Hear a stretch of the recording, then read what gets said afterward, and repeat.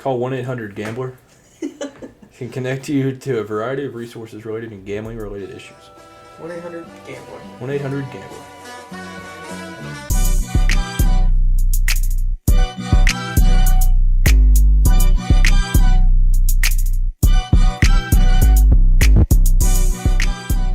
What's going on, y'all? Welcome back to The Jump. A lot has happened since the last one. The draft just finished up as we're recording this, and Tennessee is the college baseball. Let's go. It has been champs. a long road coming.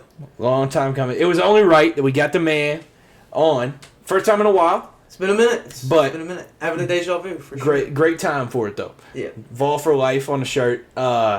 Where before we start talking about the series, where does this rank among your favorite Tennessee events in your lifetime? Among Tennessee events, oh man. See, like if we were to win a World Series or something, it'd probably be behind basketball natty, just because that's like the most important, and then it might be two, like if that was for us. Yeah, I'm thinking this might be up there with the Bama game, 2022. 2022. Yeah, like that kind of hype Yeah, for sure. yeah. That I figured it'd be towards the top. Do you think Bama game over this? Yeah, Just because that ended the streak and like. yeah. Football, I love baseball. Don't get me wrong, but like football, I would do anything to see a national championship football. Man, yeah. Hey, it might happen. It Yeah. might happen. Obviously, yeah, y'all be pretty solid in football coming up this year. But before we get into that, we'll talk a little EA Sports, because we used to bring that up a lot, and it's like actually here, like it's about to happen. But What do we got? Like two like- weeks? yeah, what is it, July 16th for the early birds. And I did the MVP Deluxe Edition for no reason, because I ain't even gonna play Madden. It ain't gonna get touched, but I bought it. So I was gonna buy that MVP bundle. I was like, dude, you get Madden for like $45, $50, and it's the premium edition or whatever. I said no. No. I just got the deluxe college edition. It was like $80, something like that. Yeah. But yeah, because I'm just gonna wait till Madden comes out on Game Pass, because Yeah. I That's feel probably like smart. all the hype's gonna be college football. I don't know how Madden's gonna do. Yeah, even when they released the Madden trailer the other day, everybody was like, bro, we ain't playing this. Like, everybody was just like clowning on them. Like, we ain't even gonna touch this game, bro. So yeah, I don't know. But we'll talk about that. They just did the Sights and Sounds deep dive. So we'll talk about that here in a little bit. But first, Men's College World Series. So this happened 4 days ago as we're recording this, but if I was you, I'd probably still be on cloud nine, because like it has felt like, especially who you all are playing. To me, as just like a college baseball fan overall, like obviously Kentucky went far this year, but not a great history for us. A&M and Tennessee have both been around this deep in the postseason a lot, and this feels like two teams that you would think would already have a title, but they're both fighting for their first one. So it was y'all versus the Aggies, like Vols Aggies. Like it was awesome, all SEC championship. And you probably had to feel a little like nervousness going into the postseason, because no number one overall seed had won the title since '99. Yeah. Miami. Yeah, I heard that going into it, and it definitely felt like the odds were against us, because it was like it's almost like the one seed was like cursed. It was almost like a curse, but hey, we got over the hump, man, and we haven't been to the finals since like '51. Yeah. I think it was like a really long time. I don't know when the last time Texas A&M's been, but it was a long time for Tennessee. I know the 2022 season, that team with like Drew Gilbert and all them, that team was awesome. That was probably one of my favorite baseball That teams. was Notre Dame that knocked you out, right? Mm-hmm. Yeah. Yeah, that team was historically amazing. Like, that team was crazy. But so yeah, I mean, like the numbers didn't lie. Like this whole season, like you all offensively were unreal. Like this whole season, obviously that team in 2022 had insane pitching, and then it was just like it felt like that team was like all around. This one, I mean, obviously they were really good, like number one nearly the whole year, but you could see like some weakness throughout the season, and then as the season winded down towards the postseason and stuff, it felt like y'all. I mean, Christian Moore hit 3 home runs in one game against Kentucky. Like, that just felt like that was like going to be y'all's identity. It's like, well, we're just going to put up points and try to catch up. Like, That just felt like it shifted to that. Yeah, Christian Moore was definitely special for Tennessee this year. I think they're projecting him like 12th, I think, in the MLB draft or something crazy.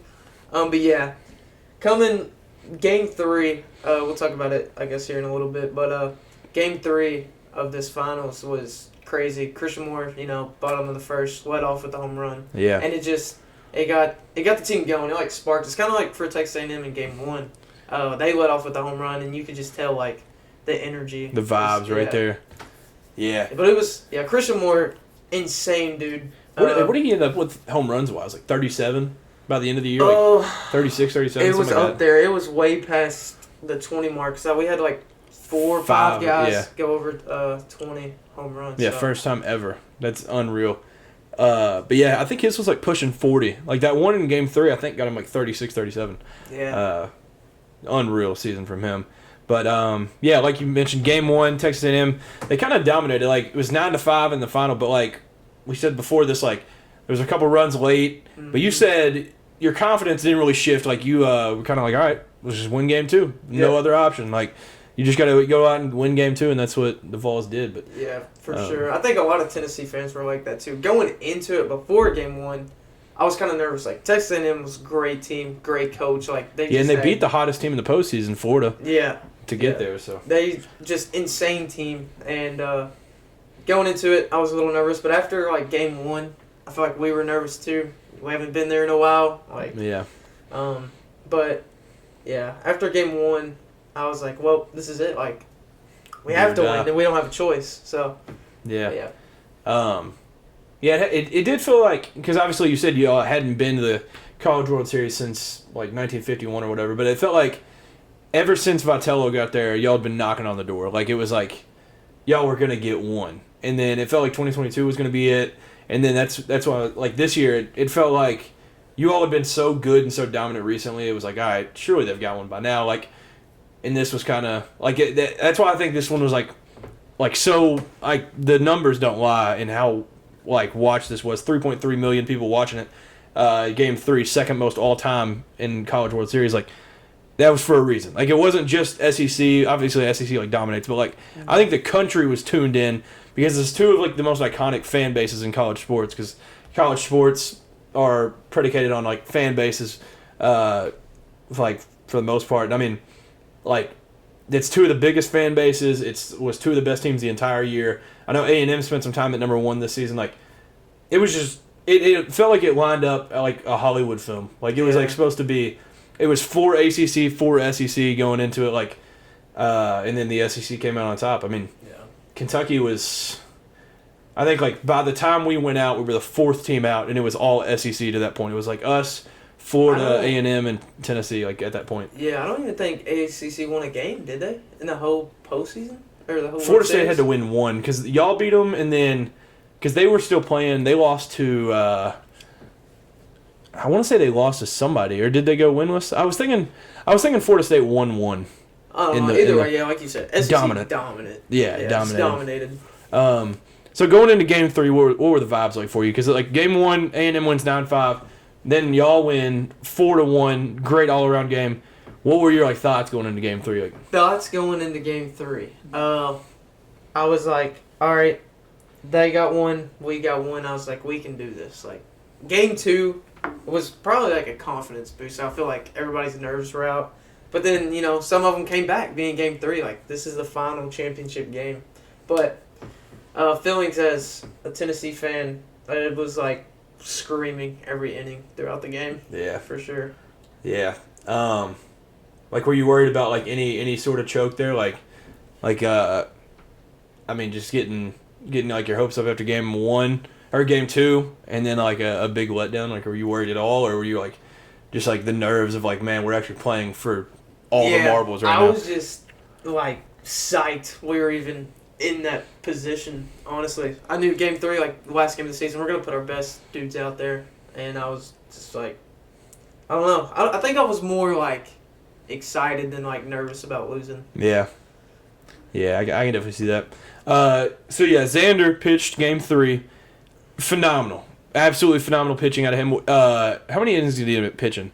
Like 6? Yeah, he Something went like through. Yeah, I think 6. And it was dominant because I think by the time he went out, A&M just had 1. I think it was like 6-1 or like 4-1 when he left, I think, and then y'all had added some later on. But I had seen this. I don't remember who tweeted this out, but his final 6 starts as a Vol clinched the SEC regular season title, sent the Vols to the SEC tournament final, won regional title, won super regional title, sent Vols to the Men's College World Series final, and won the Men's College World Series. What a way to go out. Just a winner. Say, that's a great way to go out. Just a winner. And he allowed just 5 runs in 34.2 innings. That's unreal. Yeah. Just dominant out of him. And then, obviously, that pitching there late, like you mentioned your like frustrations of like putting in a freshman at crunch time, game 3. But did you all pitch somebody after Xander before the freshman, or was it straight to that freshman? And then it was straight to the freshman. Then it was Kirby, and then it was Aaron. Okay, yeah, that's right. That closed, but yeah, we were up. See, we were up like 5 runs in the 7th, I think. It was 6-1, and with their freshman in there, like I understand just to give him that like experience and everything. But I was like, that's crazy. He was playing high school baseball last year. Yeah. Like, and now he's pitching, late in the game of a, College World Series. So, but hey, it all worked out, man. Yeah, it definitely did. And with the run that ended up winning the entire thing, which you didn't know at the time because it was just to throw another run on top of it, was one of the most impressive scores I've ever seen in my life. Hunter Inslee avoiding that tag, that like just pulled out like some karate stuff to like end up and I thought. Even after they slowed it down, they were reviewing it and stuff, I was like, there's actually no way, right? A human body can't move the way that he moved to get there. Surely he got tagged at some point. No. Never touched him. Unreal. And it was a phenomenal throw from the outfielder and decent positioning by the catcher, but he's just an athlete. Hunter Inslee, man, that was the number 1 play on SportsCenter for the next 3 days. It was crazy. When they sent him home, rounded 3rd, I was like, oh my God, he's going. He's going. And it looked so awkward, live. I feel he had to dodge it, obviously, but it looked so, awkward. I was like, oh my God. Yeah. I was like, what just happened? Then he called him safe. Then they replayed it, and I was like, he didn't touch him. Yeah, it was crazy. Incredible.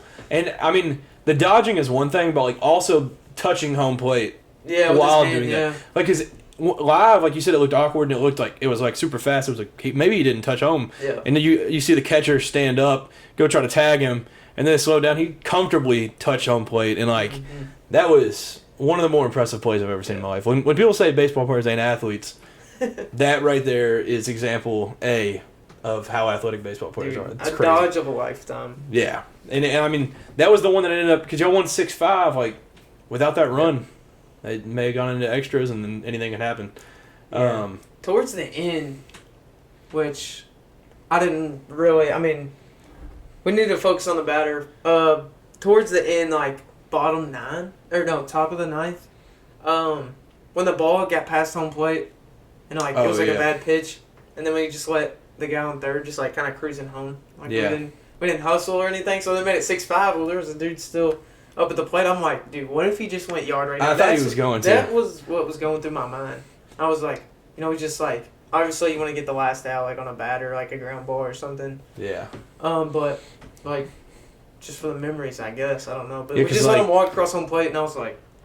Because there was 3 of those runs that were just off pass balls there at the end, 2 or 3 of them. They just didn't hustle, and we were just I guess we're just that confident. I don't know. Yeah. Yeah, because I had texted you, I think, top of the 7th or something, and I was like, gotta do a podcast, y'all are national champs, and then you're like, well, gotta win first, and I was like, you'll be all right. And then those 4 runs from them, straight out, just ripping them off, it was crazy. Definitely made it for a little more emotion there at the end, that last strikeout and stuff, so it made it super cool. But you mentioned the 5 players with the 20 home runs. That is unreal. That was the first time that had ever happened. And not only that record, but y'all had the record in the SEC for most wins in a season. So y'all had dominant offensive numbers, historic offensive numbers, and then you won the most games in an entire SEC season. Like, that's insane. 60 wins. That's crazy. Like, Kentucky, we won, I think, 46, and it felt like we couldn't have possibly played better this season. 60 Y'all had a wins. great season. It was Kentucky awesome. did. Man, that's a tough way to go out, though. That game that we lost 15-4. Yeah. Yeah, that was tough. But I know I talked about it a little bit like on my own, the ending of the Kentucky season, but like that game. I can't remember his name now, but we pitched the guy. I think we ended up winning the series at Florida 2-1, and the one loss we lost 10-0, and that's the guy that we pitched. Which he was our number 3 the whole year, or number 2 or something. But so like, based on paper, we should probably pitch him. But there's also the fact that like he got run ruled the last time he pitched against them, and then it ended up. Then they hit that grand slam in the first inning. Like they were up like 7-0 first inning. It was tough. But I mean, Caglione is legitimately like one of the best baseball players I've ever seen in my life. So if you lose to that guy, you got something to hang your hat on. But and the future's bright for both Tennessee and Kentucky. Yeah, definitely. What you probably remember a couple years ago, I probably said it numerous times on this podcast, like, fire Nick Mingione. Because 2 years ago, it was as bad as you can get. We were like 500 maybe, losing home games. Like, we had this new stadium and stuff. Like, and he was on the hottest hot seat you can be on. And then last year, we go to the Supers, lose to LSU, they win the title. But it sets up for what was a phenomenal year this year. Best season in school history. And then obviously, like, Tennessee still had our number because Tennessee was the best team all year. But, like, other than Tennessee, we kind of were able to dominate the conference. And you know how good the SEC is. Like, if you can win half of the series in the SEC, you're doing something right. But, yeah, especially the SEC here recently in the last few years. Like, yeah. In baseball. Like, it's honestly, like, stupid when you look at a top 25. And it's, like, 8 of the top 10 are SEC. And then you sprinkle in, like, it's, like, all but, like, one team's ranked. Yeah. And then you're throwing in Texas and Oklahoma, who are both ranked most of the year, too. So, like, It's wild. I think, like, most of the country's probably just given up at this point on, like, like the West Coast. Like, Pac-12 cared a little bit, but they're like, oh, well, this is it. There it goes. The Big Ten, they don't care. They don't even know what baseball is. No. They don't know what that is. But, yeah, I mean, for Kentucky, it was super cool. But as just an SEC fan, 5 straight for the SEC. It's crazy. 5 different teams, 5 straight. It's wild. Yeah. When did you all hire Tony Vitello? 4 years ago? He's only been there 4 years? Yeah. Man, that was the most years? phenomenal coach hiring in the history of sports. I seen a video of, like, him first getting hired. And it was, like, before he had his beard and everything. He looked completely different. Oh, yeah. I was like, that's crazy. Yeah, because I was looking, this little plug, go look on the Instagram. You can see why I had to pull up a picture of him. But I was looking through pictures of Tony Vitello, and, like, him without the beard is a completely different human. Yes. Like, because I saw one of him at Arkansas still, and I was like, that's not him. That's got to be his son or something. Like, it was crazy. But yeah, that is like the best coach hiring ever. Like Tony V, and I mean, I posted the like best big 3 in sports, and that picture probably had to give you chills after the game of Rick and for sure. Josh Heupel and Tony V down there. Like, because I saw, for some reason, I don't even like I don't hate Tennessee as much as like Kentucky fans usually do, but I obviously don't love them. And for some reason, my Twitter is loaded with Tennessee stuff. But, like, so all that night, I just kept seeing Tennessee fans. Switch, man. Like, I saw these Tennessee fans just keep, like, tweeting that picture. And they're like, gosh, the things this university does to me. Like, they're like, dude, this picture. And I was like, yeah, that would be pretty freaking sweet. Like, just like, seeing, like, Mark Pope and Mark Stoops, like, shake hands. So, like, I couldn't imagine after a World Series, and you get all 3 of those coaches down there. Yeah, it was awesome just to see them together. Like, you could tell they have such a good relationship with each other, and that's just like, that just makes Tennessee fan like smile. Like, yeah, that's just awesome. Yeah, I mean, and if you think about it, like, I don't know how y'all were in baseball before Tony V, but like obviously you were in a hole in football with Jeremy Pruitt, and then basketball. I mean, you went farther this year or this was your second Elite Eight ever. Mm-hmm. Like, it's like all sports are peaking at the right time. Like, it's crazy. Best big three in college athletics. So, what do you think about that Peyton Manning guy? What he said after the game?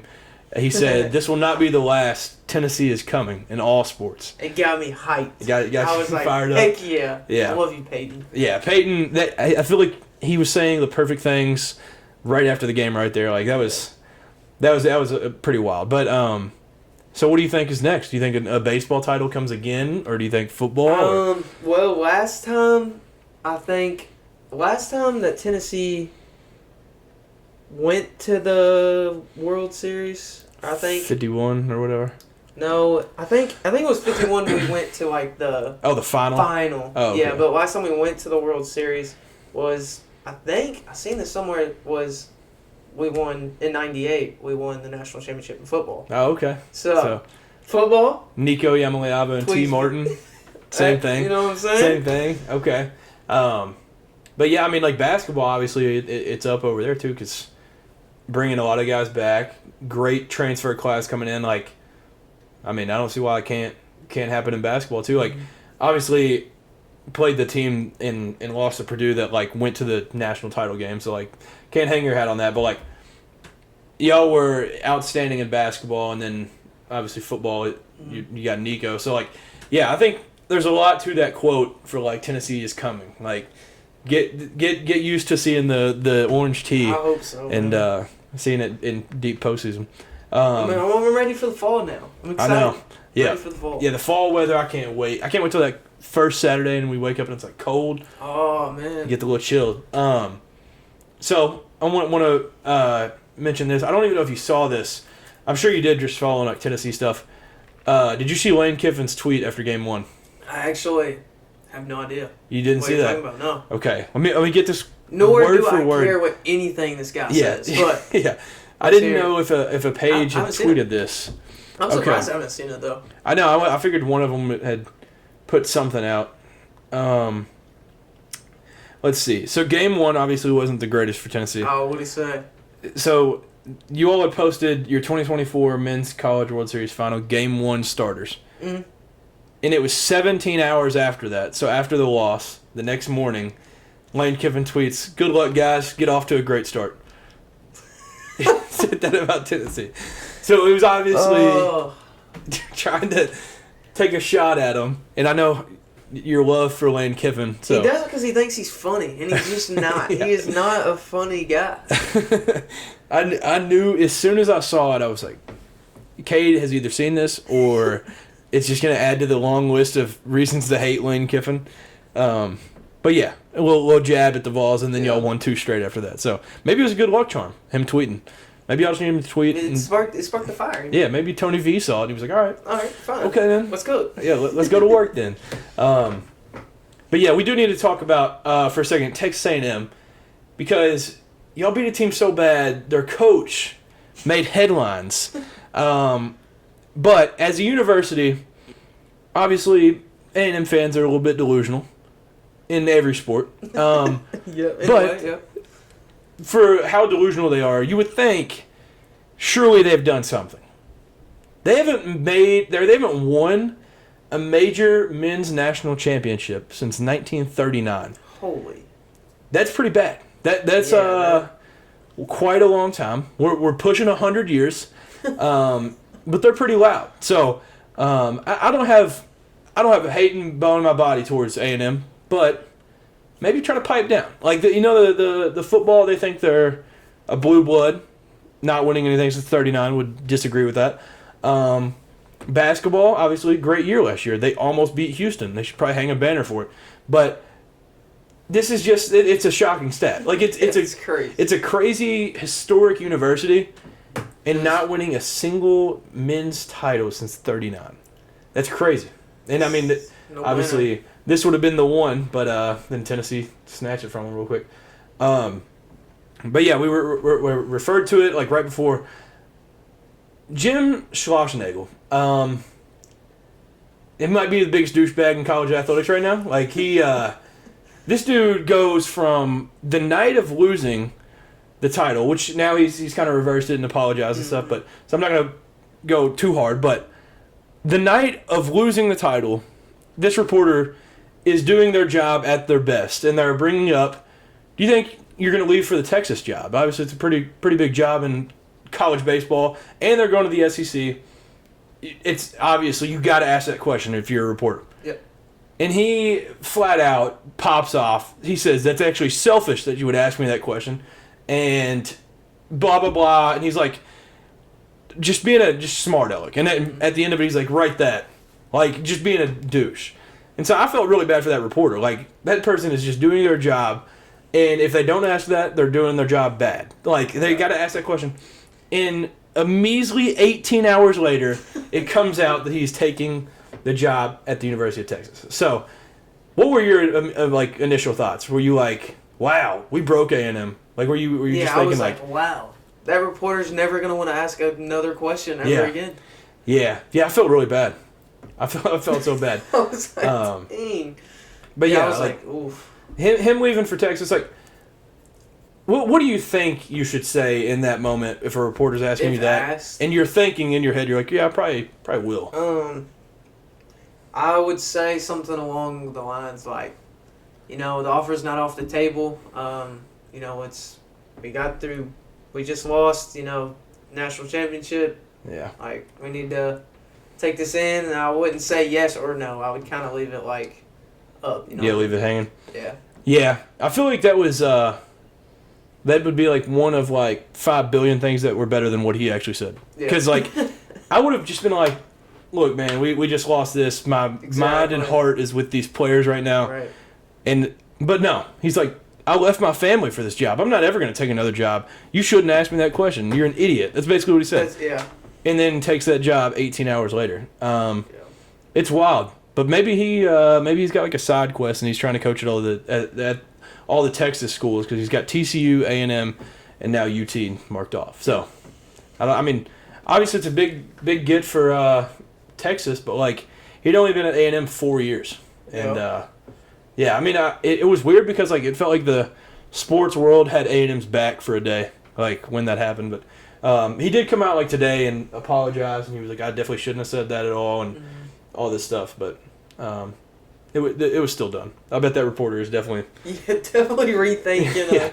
Considering what did I say? Yeah, like, yo, did I say something? Should I say something different next time? Like they're probably considering like a different career at this point. Yeah.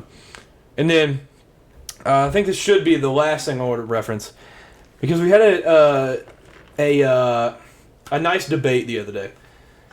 So that one suite for Tennessee in the College World Series had the names Josh Heupel, Rick Barnes, Peyton Manning, Morgan Wallen, all just chilling in that suite. What a legendary suite. Yeah. Awesome. They show a picture of Morgan Wallen and it says like singer/artist, and not even referencing that Peyton Manning, one of the greatest football players of all time, is sitting right next to him. So it sparked this debate. Who do you think is more famous in the world, Peyton Manning or Morgan Wallen? I can see it either way, honestly. Like I can. This is tough. The football side of me wants to say Peyton Manning, like no question. But see, like that's what I was thinking. Music-wise, music goes like all over. Yeah. Not saying the NFL doesn't either, but.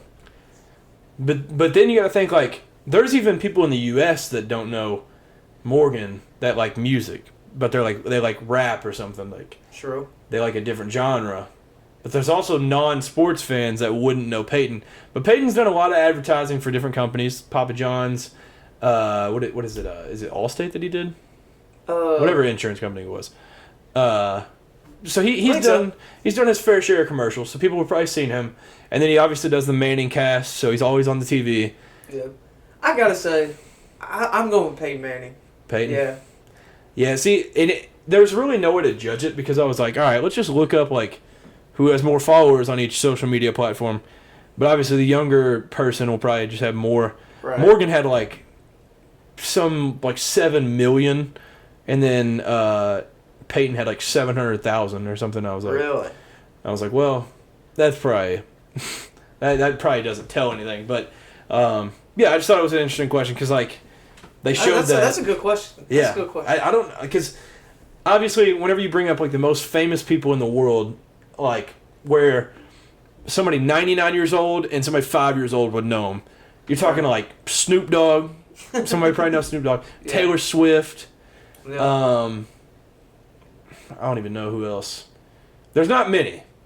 But I was thinking where if you were to poll every human on Earth, which person would get more votes? I don't know. It'd be tough. But I mean, Morgan Wallen, the good thing for him is, like I said, not all people that are into music would know who he is. But he started doing all those songs like rappers and stuff. So maybe he gets a little nudge there too. So. And I feel like people that don't watch sports at all has heard the name Peyton Manning. Like, Yeah. Manning is just like such a, I don't know. And he's like the son of a legend in the NFL. Yeah. And then he's like an SEC Hall of Famer. Like, yeah, I feel like even if you're not a sports fan, you probably know the name. Yeah. Like, I said Peyton Manning, but I mean, I could see it going either way. But like you said, there's no really good way to judge. Yeah, you're really just... It's a good question. Yeah. I mean, that's... It's like the, what was the argument? Was it, doors or socks? Was that not the... again. Was that what it was? Was it doors and socks? Yeah, what do you think there's more of in the world? Yeah. I don't even remember what I said. I don't remember. No, it was doors or... Or was it chairs or socks? I feel like it was chairs or socks. I thought it was like doors or windows or something. Yeah, that one was one too. Yeah, doors and windows. What do But you I think it was socks and chairs. Because people were like, yo, look at a stadium. How many seats? And then like... But you gotta think, every seat, somebody has, 2 socks on. That is true. Yeah. Yeah. Well, then like every house though, you got a whole bunch... you got a lot of socks in the house though. You got a lot of chairs in the house too. Yeah. But what was the other one? The windows or doors? Doors, windows. Man, that's insane. These late night questions. Yeah, this is when like everybody's kind of tired. You're like, dude. Like, yo, you know what I was thinking about? Hey, man, I don't know. What would you say? Doors or windows? Yeah. Because I'm thinking like skyscraper. Like you got so many windows, but you also got to think those windows are to a room that's got a door to it. So like it's gonna be tough, man. Doors or windows? Then you get cars, but you got like 4-door car. You got 6 windows though. Because you got the front, back. What a trunk? Would that be considered? No, it's not a door. That's like a hatch. That ain't a door. Yeah, but you also get like the door to this room ain't got a window. What about a closet? Hey, that's a door. That's 2 doors. Okay. 2 doors to the closet. I think I might go doors. Are you counting like that, like one window? Yeah. Okay.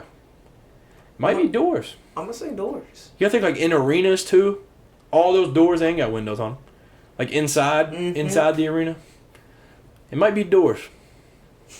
Yeah. No way we'll find out. That's a good question. No way we'll ever know though. Nope. So yeah, moving on to we'll talk EA Sports College Football 25 now. I think you referenced this like 3 years ago. Oh, like shoot. on this podcast. Like all right. You were like whatever this game was even just talked about. I think that's when you started bringing it up on this podcast, and it's here. We're like 3 weeks away now, and you've been talking about this for years now. You had the people hype a couple years ago. I might have to run my last dynasty on NCAA 14. Just for old time's sake, man. It's been a while. There's people that like collect like game covers and like disc and like put them in like a nice case. Like some people do it with like Pokemon or like all the 2Ks or like all the Call of Duties or nothing. Dude, I was keeping my NCAA 14 case like perfect because I didn't know when they're gonna make another one. Until this year. They're coming out with 25, but I was like keeping NCAA 14 like so nice and everything, just like collected, just to have like put in the case. Like it just looks sick. Well, now you don't have the last college football. But now you don't have to worry about it though. Like I don't have to worry about it, and my case broke. Oh, wait, how did it break? Somebody stepped on it, Oh. and it cracked at the bottom. So I'm like, well, there goes that. So. Well, yeah, good thing they're releasing a new one then. You don't have to worry about that now. Yeah, I had 13 and 14. My 14 case broke, but it was 13 was the RG3 Berry, right? Was that who was on the cover? Okay, yeah. It's a sick cover. Yeah. That was awesome. But yeah, what was it? Tuesday they released that Sights and Sounds deep dive. So yeah, Tuesday of this week, that might have been the thing that had me fired up the most of everything that they've released. They've done the trailer, they've done the gameplay deep dive type thing, they've released songs. That video, it's like 3 minutes. If you haven't seen it, go look at it. That thing gave me chills. I was watching it at work. I was at my desk, had my phone propped up. I was like, I'm dialed. I'm tuned in. Yeah, that was awesome. Yeah, like, and that's where they first showed.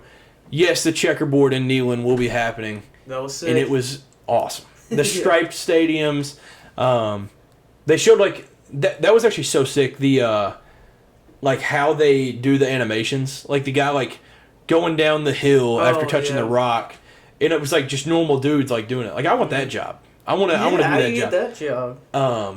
So yeah, like that was amazing. They have the Penn State whiteout. They show the Mo Bamba clip from 2019 Michigan Penn State where they have a delay a game on the first play of the game. Like that was the coolest part for me. That like actually got me cold chills and like hyped. I wanted to like tear up. No way. Yeah, that was amazing. And for my Cats, we still haven't been in a trailer yet. So I mean, I noticed that. I was gonna ask you.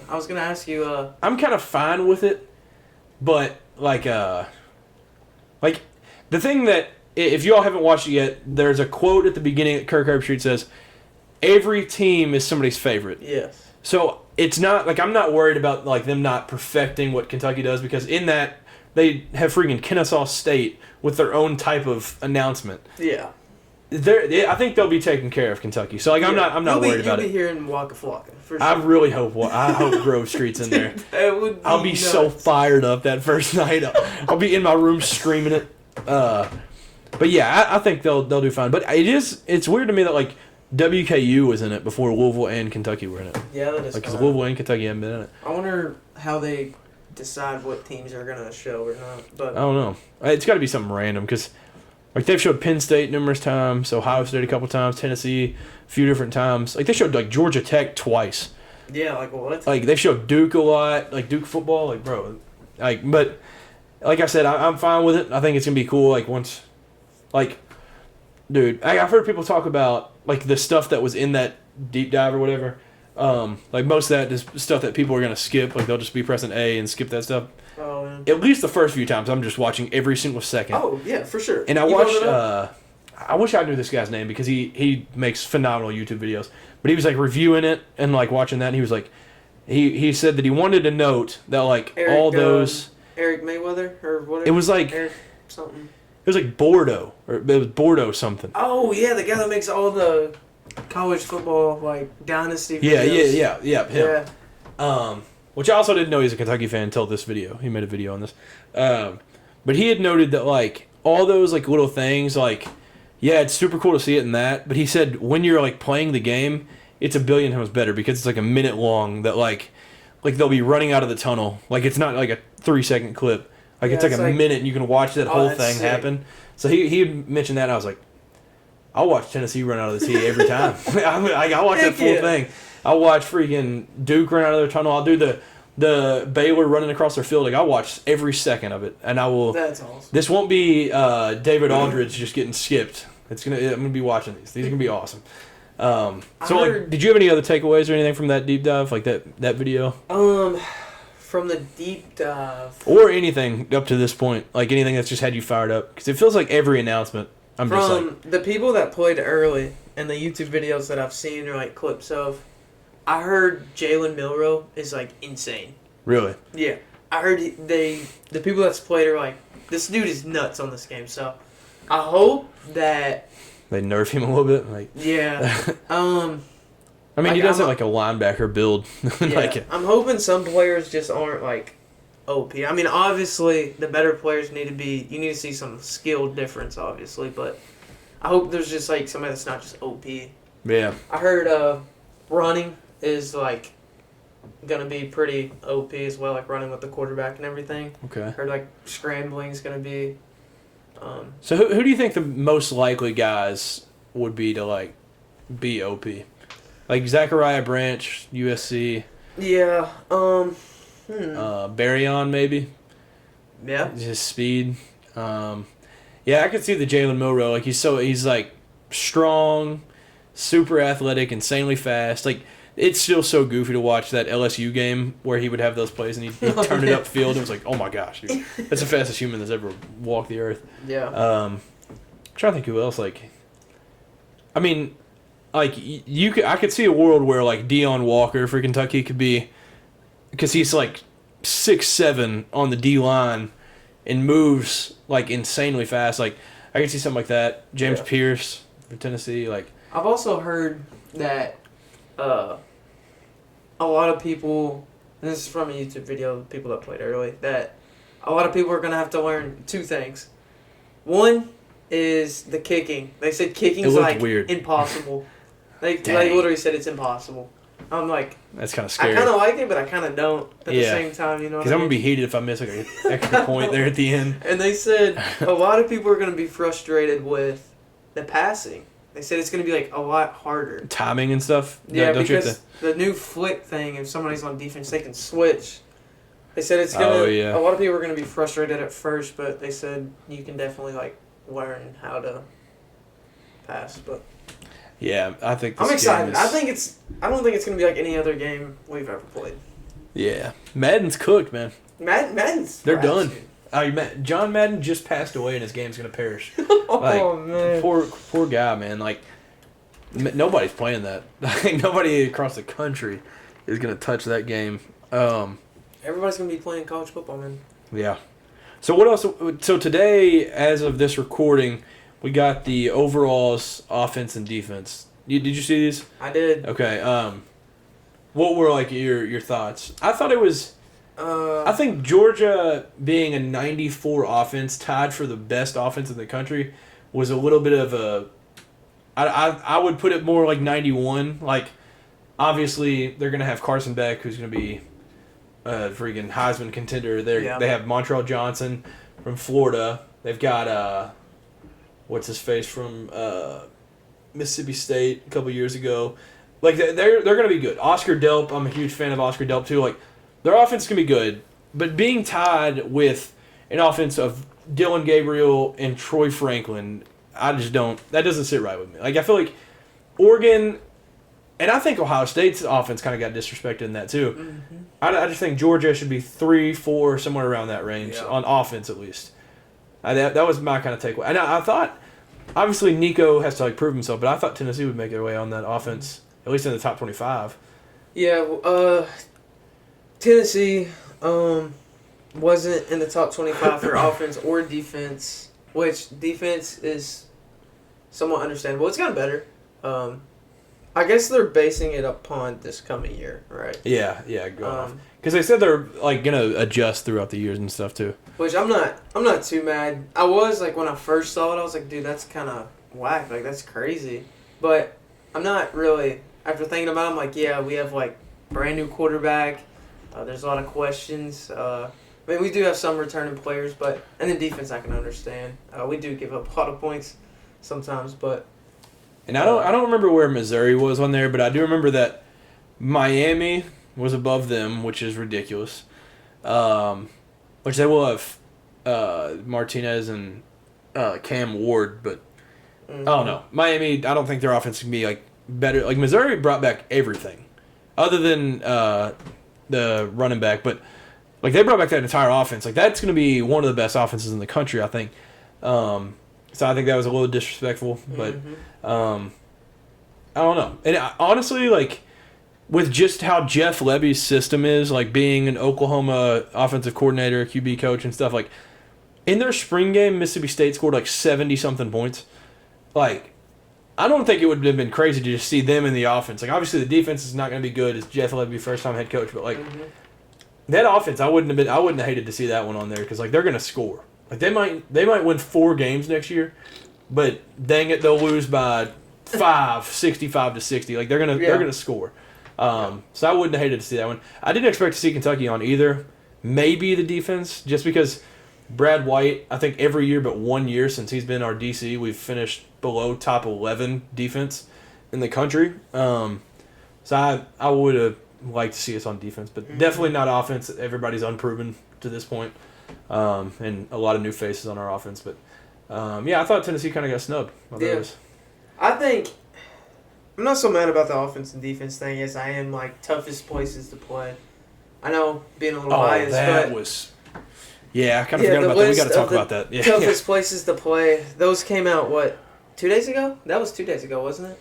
That one might have been Monday. Or yeah, that was Tuesday. Yeah. Yeah, and Tennessee was 13, if I remember correctly. 13. And that just blew me away. There was some. You can probably throw up the list on the screen or something, but there were some teams in the top 10. I'm like, understand. Michigan too. Michigan got snubbed. I feel like Michigan is a tough place to play. Like, fits the most people. Like, it's crazy. So on the Jump Sports Twitter, I tweeted out LSU should be number 1, and then start the list from there. Yeah. And I said Alabama and Georgia are way too high. Big stadiums, big venues, not the craziest crowds. Yep. And then I said Neyland should be top 5. From personal experience, and you can just tell, like, you don't win a lot of home games the way that Tennessee does without that type of crowd. Like, so the rankings were 1 Kyle Field, disagree. Kyle Field's obviously crazy, but like number 1 though. Number 1 is, and a lot of people brought up they lost to Appalachian State in the toughest place to play. Like, you would think if it's the toughest place to play, you don't lose that. Right. Bryant Denny being 2 is wild. That's crazy. That's insane. There's no way I'd let anybody argue Bryant Denny above Neyland. I guess somebody could argue Kyle Field. Mm-hmm. I would say Tiger Stadium. They put that at 3. That should be 1. Ohio Stadium, never been there. Ohio State, I mean, it's probably good. I would assume Georgia, Ohio State, and Alabama are similar, and like they just expect to win these games. The crowd's not the craziest. Yeah. But obviously it's such a big stadium, you got to put them on there. I think if I had to reorder it, I would say Tiger Stadium 1, Death Valley, like whatever you want to call it, that's 1. Penn State 2. I'm going Beaver Stadium 2. Penn State for sure. And then I think it'd be Neyland. Like, I feel like that's what should be the order. And then maybe Kyle Field. I think Ben Hill Griffin got, like, I think the Swamp was kind of snubbed there too. Like, I think that's a crazy environment. But yeah, what would you change? Would you change similar to that? Honestly, I think Auburn should have been way higher. Yeah, they were like 14, 12, 14. They were around you all. Something like that. I think Auburn should have been way. Honestly, I would probably put Auburn's place in front of Alabama. Yeah. Honestly, my personal opinion. I saw Alabama fans say that. Good. Their fans, like you said, I mean, it's just a big venue, like, but their fans aren't crazy. I feel like Auburn gets a lot crazier and wilder. Yeah, they get wild. But yeah, 13 for Tennessee, I feel like was way too low. Yeah, I'm trying to find that full top 25. Here it is. Yeah, so you all were 13. Auburn was 14. Yeah. Michigan at 16, which I guess the way it's built, like it's just built so far out that like maybe it doesn't. Because the way Neyland's built, it's literally built to the moon. When like Michigan, like it's just built out. Yeah. So like maybe that's part of it. But yeah, I mean, I think part of it too is just like, like so Utah. You remember last year I was talking about like their crazy win percentage at home. Yeah. I don't know, like they might have. I mean, it's the mighty Utah student section, but I mean maybe the environment's crazy, but like on the TV it doesn't seem unreal to me. But they win games and they win them at home, so maybe that's a boost that they get for being on there or something. I don't know. But yeah, I think Neyland got screwed, and then, I mean, Death Valley was 3, but I think he got screwed also. Yeah. So, but yeah, I did see an Alabama fan say that they were like Auburn was just being screwed over by that ranking, and yeah, those games when Auburn is good and when they're like playing a big opponent, that place is nuts. Yeah. That place is unreal. So yeah, I think that was kind of how that one was. Based on the rankings that came out today too, it seems like Georgia and Ohio State are just gonna like be insanely dominant in this game because I don't remember where Oregon's defense was, but Ohio State was like top 3 in both, and then Georgia was like top 3 in both. So it seems like those are going to be the two that'll be tough to go against. But yeah. Yeah, I think other than that, the rankings weren't awful. I think some teams got snubbed, but And like we texted back and forth earlier, when all this stuff came out, everything's gonna fluctuate too. yeah, Nothing's gonna stay the same. The rankings, toughest places to play, all that. They said all that would fluctuate. So, they could change before the game even comes out. Yes, they could change it again. Yeah. Yeah, They said they already changed it because in like some of the early like leak stuff that they had like Penn State at like ranked like 1 or 2, and then that's already changed, and some other stuff. But yeah, I think it was Iowa had like an 88 defense. I feel like that's low. Like I feel like their defense is just like that's literally the only reason they make bowl games. Like they don't do crap on the other side. So, but yeah, I'm just excited. Like I'm not gonna a lot of people were really upset about those rankings. I'm not gonna let it mess with me too much. But like, I can't wait for that game to come out, man. Dude, I can't believe it's so close. Like, so we are close. so close. Yeah. Like 3 weeks away, max. Wait, so it comes out the 16th? Wait, the early access is the 15th or 16th? 16th, because it comes out the 19th, I think. Okay, yeah, so, yeah. How many days until July 16th? Yep. Oh, it didn't talk. 19 days. Why didn't she talk? So, yeah, literally less than 3 weeks. That's crazy. It's happening. Bro, I can't believe it. I can't wait. I'm just ready to, like, load up. I already have it, like, pre-downloaded. We've been waiting on this since we were 12. Yeah. That's crazy. It's crazy the young kids now will never get to... They won't know what they're getting. Like, we get to appreciate what is about to come out right now. I think you said it the other day. I think it was you. How, like, the time that we grew up in, because we got to enjoy... Oh, yeah. What it was before, and then now we're getting it again. So yeah, we got it as a kid, and then like we were still young enough to where like even after that came out, we just got to play it for years, like throughout high school. Yeah. The same game, yeah. I'm gonna miss 14. I mean, we had some memories. 14 was awesome. Yeah. A lot of late nights, early mornings playing that. Like that was an iconic game. Getting heated. Yep. Yeah, for sure. Yep, that was one heck of a game, and it stood the test of time. I mean, at Campbellsville. That game got us in a little trouble because we would not do homework. But yeah, like when the Kansas State dynasty calls your name, like you gotta answer the call. So, yep. Yeah, what a time it was on NCAA 14. It was. Wait, who's gonna be your first dynasty team? Do you know yet? Are you gonna go small or? I don't know yet. That's a tough call. I think WKU's not a bad one. It's not bad. I think I will play. First thing I'm gonna play is play now. Yeah. And we talked about what game, who I'm gonna play. It's gonna be at Neyland. Of course, gotta play with Tennessee. I don't know. You might need to play Florida. You might need to play Florida first. It's a little beef there. Yeah. But y'all whoop them at home, so like maybe you should just play your first one in the swamp and beat them by like beat them by like 50. But I'll probably play Road to Glory before I play Dynasty. I probably will too. The only thing that's also another thing. Road to Glory not having high school is nuts. Oh, the Road to Glory with no road. I heard a lot of people are like heated. They're like the game is like ruined. No high school. I've heard some people say that. I'm like I don't know think about it's all ruined. that. But like high school is definitely like it was awesome. It was fun. It was like the journey. Yeah, you could make your own high school, play the teams that your high school played. Like yeah, that was sick. That was fun. But yeah, my first game I'm. Play now, set it on freshman level, playing Louisville at Kroger Field, and beating them by at least triple digits. At least. Just to get the game started off right. Get a feel for things. That's how I'm going to do it. First play of the game, you taking it away game? Yeah, got to. Honor the lost ones that we didn't get from 15 to 24. Mm-hmm. Yeah, it's sad, man. One thing I do wish is I wish the deluxe edition, which... all mine are online anyway, but like the game, I wish they had all the old Heismans. We talked about it before that on this podcast, I think. That would be such a sick cover if it had that. Because, like, I mean, all of the covers are kind of similar. Like, they're nothing crazy. But another thing, that locker would be cool to get. The locker that came out with it. Yep. Yeah, won't be getting that, like, GameStop version or whatever. But the locker would be cool to have. That would be pretty sick. Yeah, it comes with A locker, a football, and a jersey, I think. Yeah. The jersey's like framed. It's kind of cool. Yeah, it's actually kind of cool. That would look really good right there. Yep.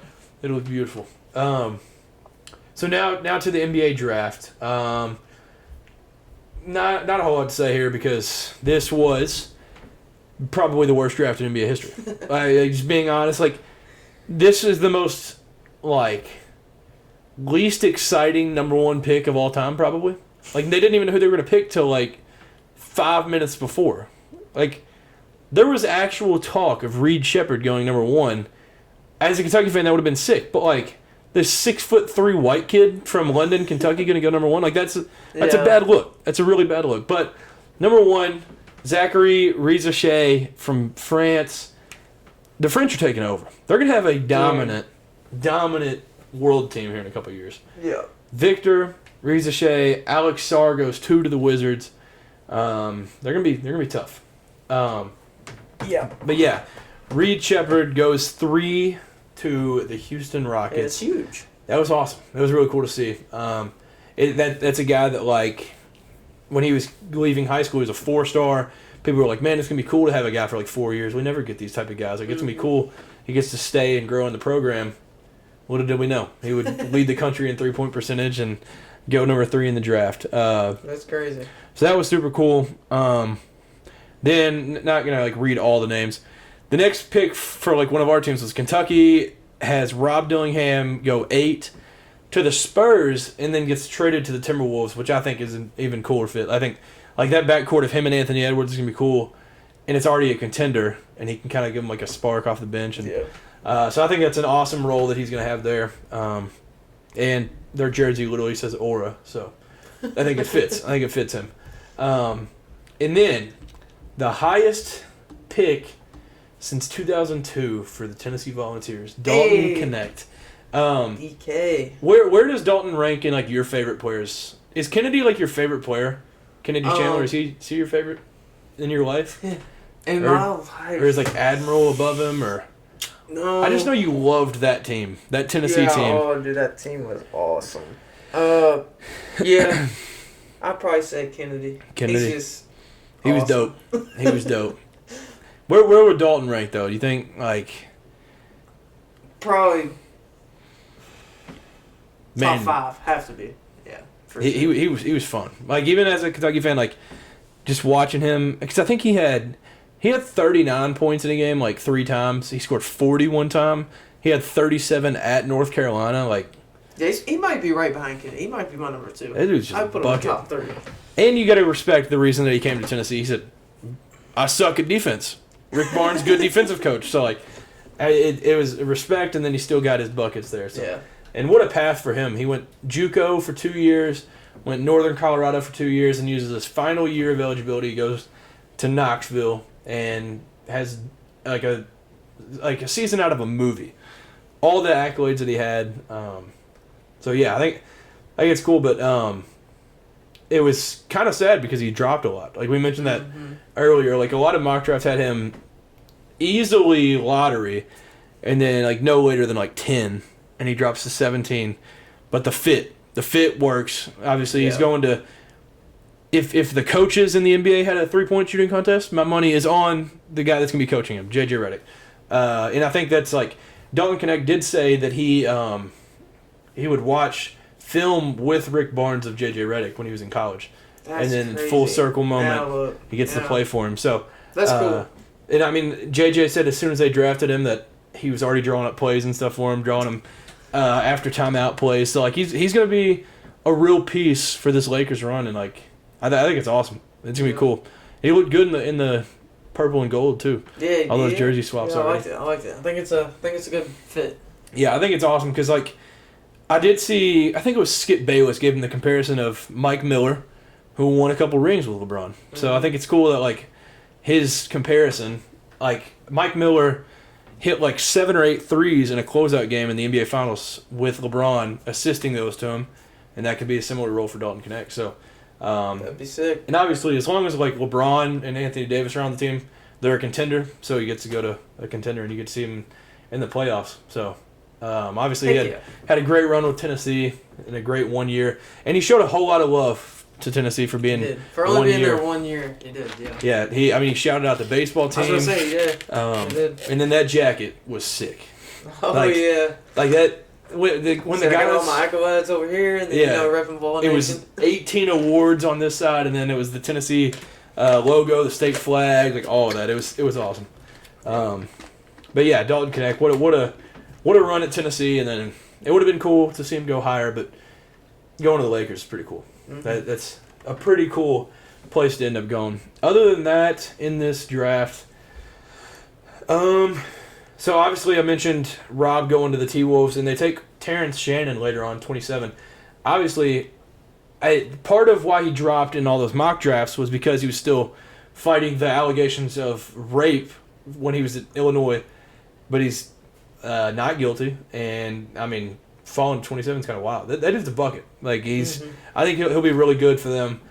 So I think this draft, like for the T-Wolves, was phenomenal. And then Modest Buzelis going back home to Chicago.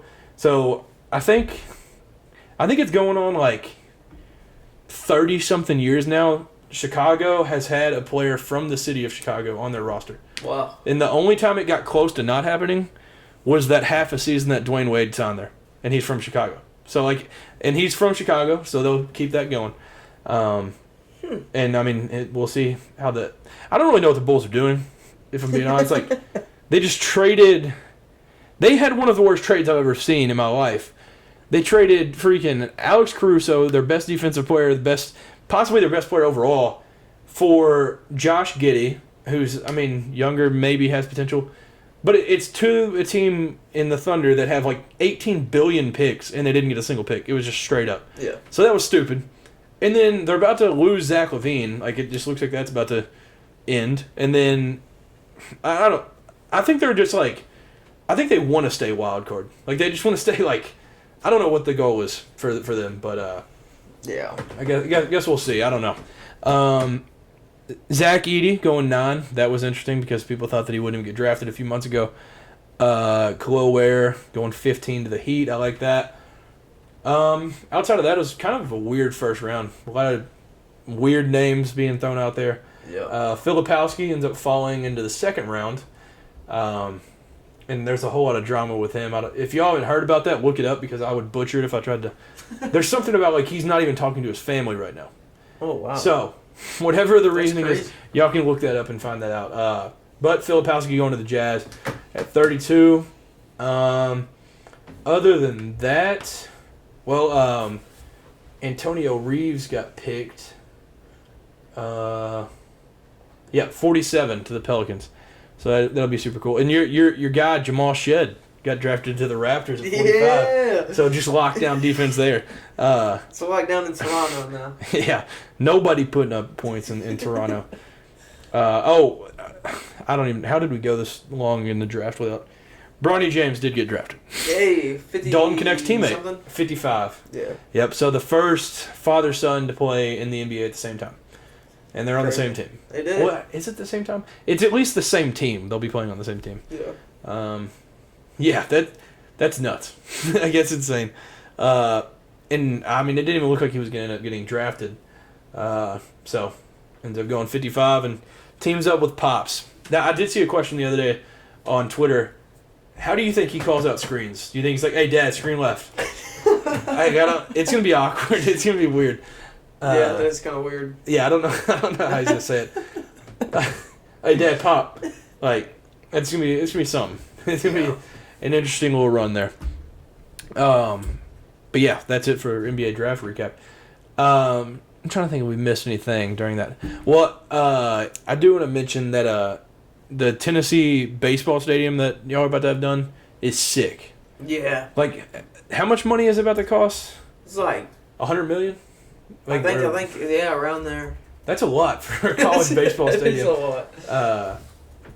I mean, I think it was in time for an upgrade. I like how your all's like campus is set up though, and I kind of think that your stadium's cool now. Like it sits up more like up than college baseball stadiums do, but this new one is going to be outstanding. Yeah. I seen on a Tennessee account the other day. They did like what Tennessee Stadium looked like a couple years ago to like just now what it looks like, and like it's already changed so much. Have you ever been to a game there? No. We got to do it. We got to do it. Yeah. That'll happen. Yep, $100 million. I've only been down there in the fall, unfortunately. Need to make more baseball and basketball games for sure. Yeah. So what will be the game that we go to this year? We gotta. Oh shoot. Oh. Who all y'all got at home? Let's see. Football schedule. Here we go. Oh, you got it? We got. We'll go to this. Chattanooga. Nope. NC State. Wait, where is that? Is that at home? Oh, it says. One of those is a that's gotta be site, I think. Oh yeah, neutral location. I wonder where that's at. Kent State. No. Nope. Oh, I forgot y'all are at Oklahoma. The Josh Heupel game. Then you're at Arkansas. Florida at home. Florida at home? That could be something. Heck yeah. Alabama at home again. Kentucky at home. Mississippi State at home. And then after that, only UTEP is at home after that. So, Florida, Alabama, Kentucky, Mississippi State. That's a good little run at home. Nice little team. Florida seems pretty enticing to me. Yeah. That seems like a fun one. Yeah, that is. What is that? October 12th. Oh, that's a good time. Heck yeah. That is a good time. Dude, the schedules are so weird now. I know. I hate because like we used to have it engraved in our brain. Yeah. We have, what was it? You had all your East opponents, your 6. You had a permanent West and then a rotating West. Like it was so simple. And then you just filled it in with MAC teams. But like now you actually got to think like, I don't know. But they said next year it's just going to be this year's schedule and they just flip it. Yeah. So like, y'all will just play Oklahoma at home, Arkansas at home, at Florida, at Alabama, at Kentucky, at Mississippi State, Georgia at home. Like, so it's just gonna flip. Yeah. But so that'd be weird. But whatever they end up deciding, I hope they don't do the 9-conference games that they were deciding. Oh man, that would be so brutal. Rip all SEC teams if that happens. But yeah, I think that'll just about do it. I don't think we're missing anything. First time on in a while. Yeah, thanks for having me back, man. Of course. It's a great time. You're doing great stuff here. Anytime Tennessee does something big, man, got to do it. Hey, it's up for the Vols right now in all sports, like Pato said. But yeah, I mean, I guess, well, the NFL draft happened since. Do you like the Cowboys draft and stuff? Bro, it's the same thing every year. Yeah. Y'all end up taking a dude where it's like, all right. Because who was it? Y'all took did y'all take another Michigan player with your... I don't even remember who it was. I think it was like a D tackle, though. Yeah, and y'all took Mozzie Smith last year, too, right? That's insane. Dude, we love Michigan for some reason. I hate Michigan. Yeah. Did y'all take Schoonmaker, too, this year? Let's see. Yes, we did. All right, picks by round. Did y'all have a first round? That's right. You took Tyler Guyton, offensive tackle from Oklahoma. First, that was your first one, and then that was pick 27 for you all, and then y'all didn't have a pick for a while. Yeah, you took a Western Michigan edge. Yeah, Marshawn Nealon. Yep. That's the man right there. Same draft, or same type of picks, different year, baby. Took an offensive guard, Cooper Beebe. Nice. Then Maris Liafu, a linebacker. So y'all took like the football dude positions. Like y'all didn't pick the the CeeDee Lamb, like the hype. Y'all take those ground and pound grit guys. Oh yeah, that's who sure. Every year. Boys take. Every year. That's the Cowboys way right there. But yeah, I guess that'll just about do it. You got any last things? 19 days. 18 when this comes out. Yeah. No, nothing really. Thanks for having me on, man. It's been great. Of course. Anytime. Thank you all for tuning in to another episode of The Jump. enjoy this like summer off season. I call this documentary season. Just catch up on documentaries. You were talking about Netflix earlier. Like this is the time of the year where us sports fans get to like exhale, watch a little something, and like kind of do other stuff. But y'all enjoy the summer. Obviously, some content coming, and the socials. We've been like posting a lot over there. So thank you. Have a great rest of the week. Have a good weekend, and peace.